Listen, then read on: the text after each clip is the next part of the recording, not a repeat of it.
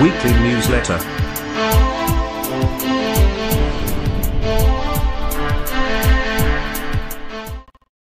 Welcome to Magnificat TV News, dedicated to offering news of the Church. Today is Wednesday, January 10th, 2018. In one of his first messages for the new year, for the day of the Epiphany, the Pope has asked us to seek Jesus, to worship him as the Magi did. An absolute record in its history for the Camino de Santiago in 2017. More than 300,000 pilgrims have traveled one of its paths. 20 million people have participated in the ceremonies in honor of the Black Nazarene in Manila.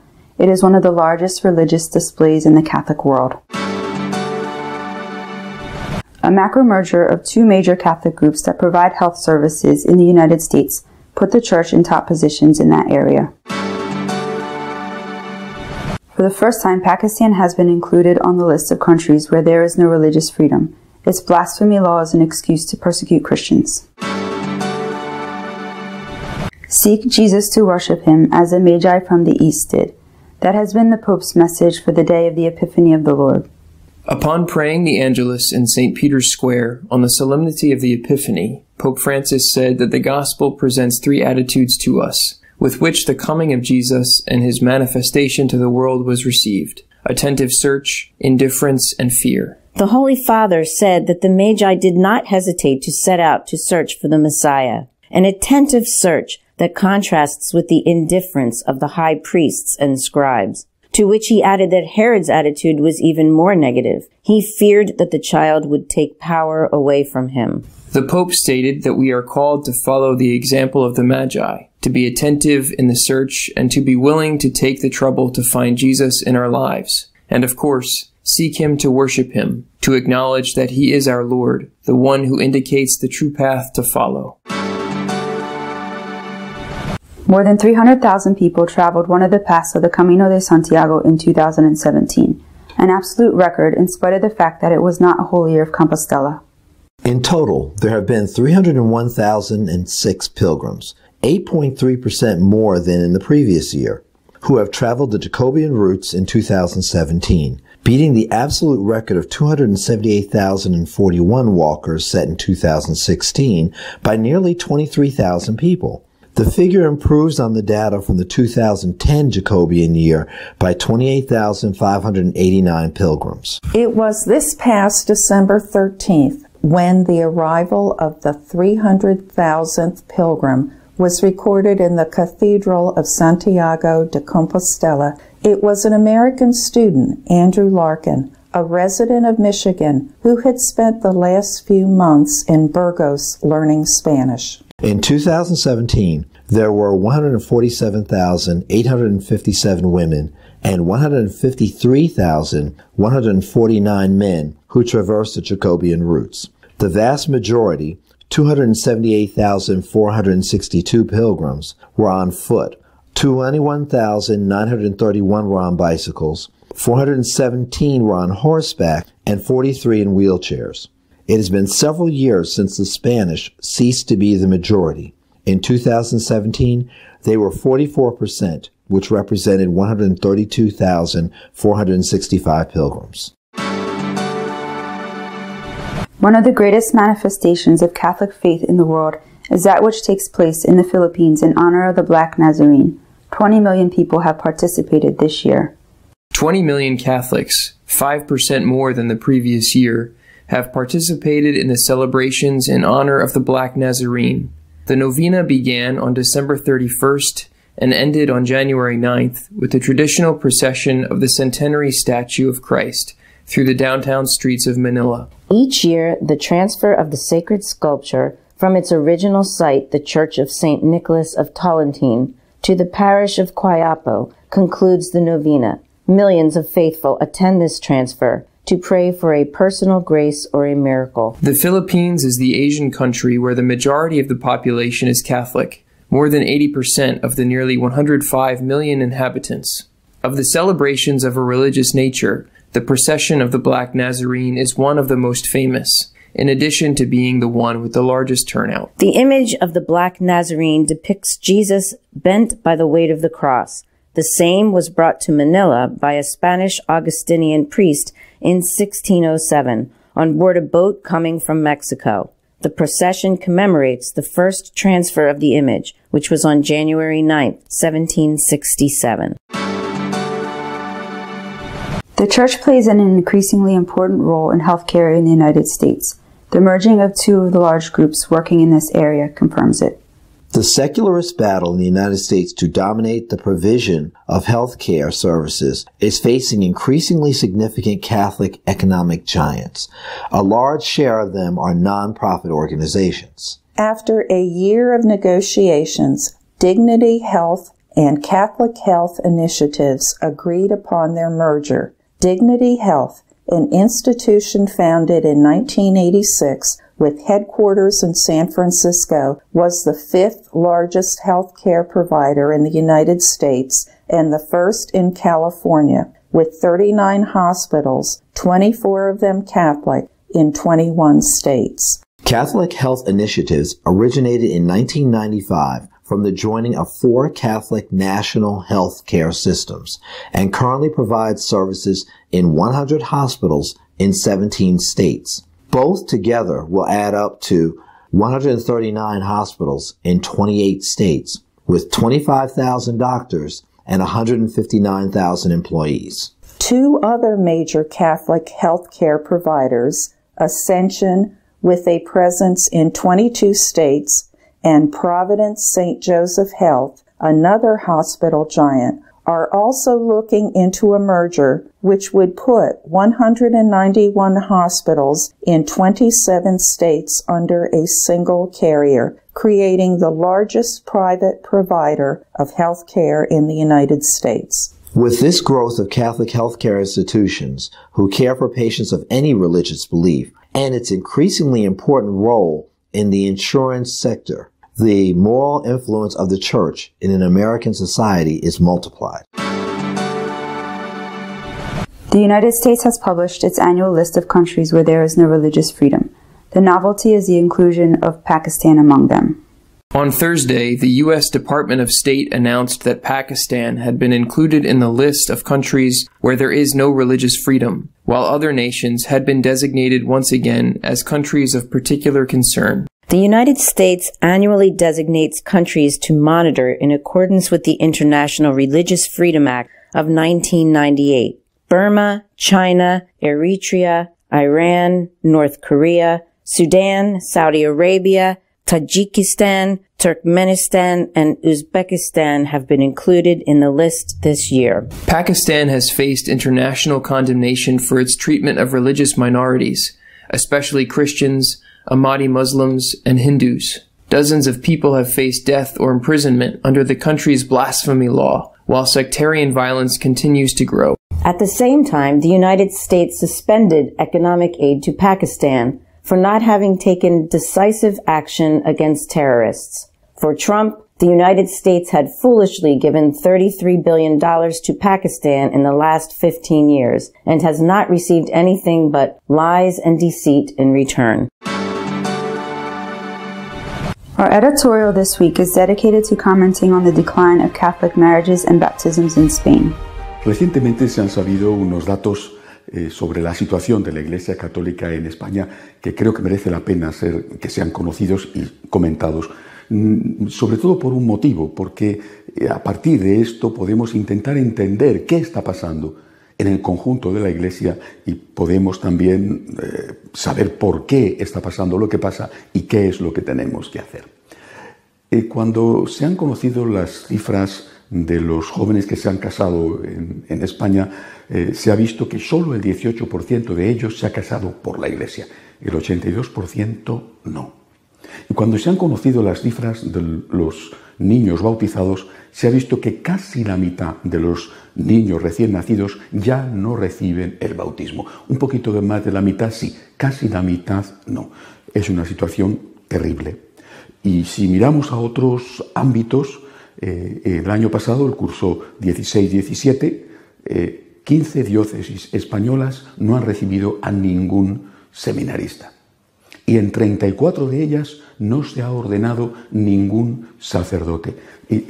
Estos son los datos, pero ¿qué significan estos datos? ¿O qué tipo de iglesia, qué tipo de pastoral, qué tipo de evangelización es la que ha producido esta situación cuando todavía hay miles de jóvenes en los colegios y universidades católicos en España y cuando hay muchos, desde luego, que reciben el sacramento de la confirmación? ¿Por qué nos ha ocurrido esto? Un sacerdote español, don Jorge González Guadalix, escribía hace unos días un comentario a propósito de estos mismos datos.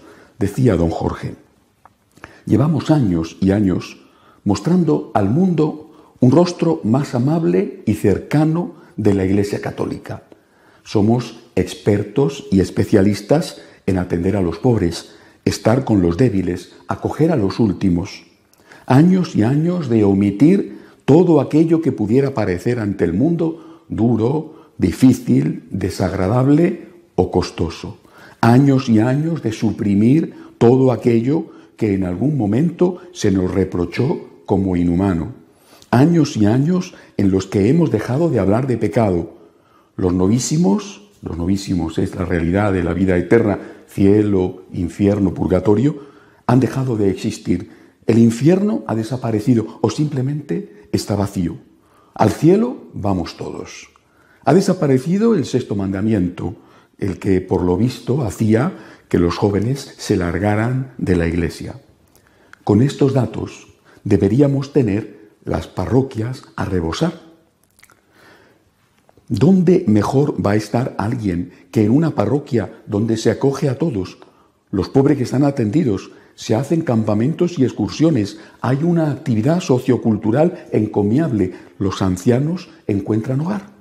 ¿Dónde mejor que en una iglesia en la que hay fraternidad, compartir, encuentro, gozo, alegría? ¿Dónde más cómodamente que allí donde se celebra la fe con alegría, movimiento, acogida a todos, cero reproches y nulas exigencias? Pues bien, en este tipo de iglesia los datos son los que son. 18% de bodas y ya casi la mitad no bautizan a sus hijos. O nos preguntamos seriamente, ¿por qué pasa esto? O analizamos seriamente el resultado de todo eso que don Jorge describe, o vamos ciegamente al suicidio. Hay, yo diría, tres opciones ante esta situación. Una es seguir como se está. Una iglesia que algunos consideran una iglesia social, así es como muchos la llaman, otros dicen que es una iglesia socialista o populista o de los pobres o liberal, bueno, llamémosle iglesia social, en la que se ha insistido en estas cosas que he leído de don Jorge. Esa iglesia social es una iglesia que pierde continuamente gente, que no solo no tiene influencia en determinadas cosas como ofensas a la fe, sino que tampoco tiene influencia para conseguir frenar leyes que son absurdas o simplemente inhumanas. La iglesia social es una iglesia muerta. Quizá ellos no lo saben, o quizá sí. Recientemente, un representante de esta iglesia social, el superior general de una importantísima orden religiosa, era interrogado sobre su opinión acerca de la caída dramática del número de miembros de su orden. Y contestaba diciendo que no le importaba, que lo que le importaba era la aplicación del programa. Lo que pasa es que, como sigan así, no van a tener números para aplicar el programa, no van a tener personal para aplicarlo. La iglesia social lo ha intentado. Ellos sabrán si lo han intentado de buena fe o no. Lo ha intentado. El resultado es este.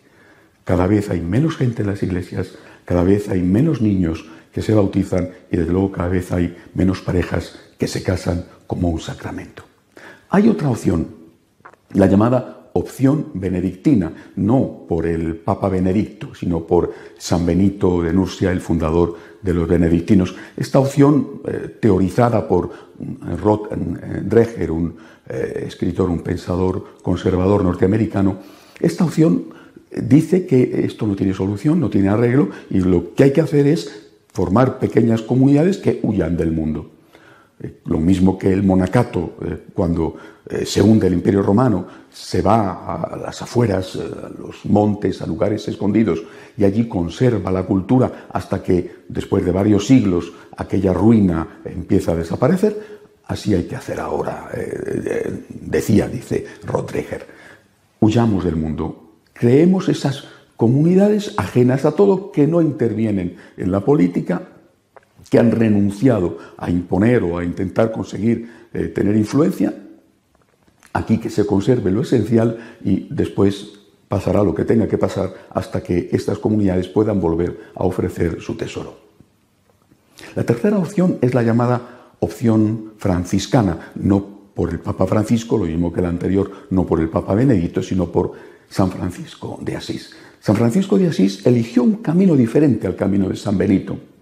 Es verdad que ya habían pasado unos cuantos siglos, desde el siglo VI hasta el siglo XIII. Eligió un camino distinto. El suyo no fue el camino de la huida a monasterios separados del mundo, sino el camino de meterse en el mundo, pero meterse en el mundo sin ser del mundo. Es decir, meterse en el mundo siendo fiel, siendo austero, siendo testigo en medio del mundo, siendo levadura en medio de la masa. Esta opción franciscana, por supuesto, no está reñida, no es excluyente de la opción benedictina. También en aquella época coexistieron los monasterios de clausura y coexistieron lo que entonces llamó las órdenes mendicantes, los monjes de vida activa.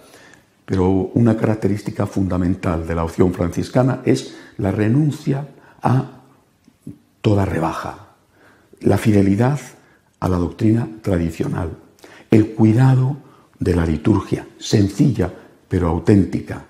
Y naturalmente, inevitable, y ahí está la historia, el cuidado de los pobres, pero el cuidado de los pobres que en un sentido íntegro, no solamente el cuidado del cuerpo de los pobres, sino que los pobres también tienen alma y por lo tanto también los pobres tienen que ser evangelizados. De lo contrario, se irán a las sectas. A la iglesia vendrán a por el pan y a las sectas irán a dar el diezmo y a que les hablen de Dios. Eso es lo que está pasando.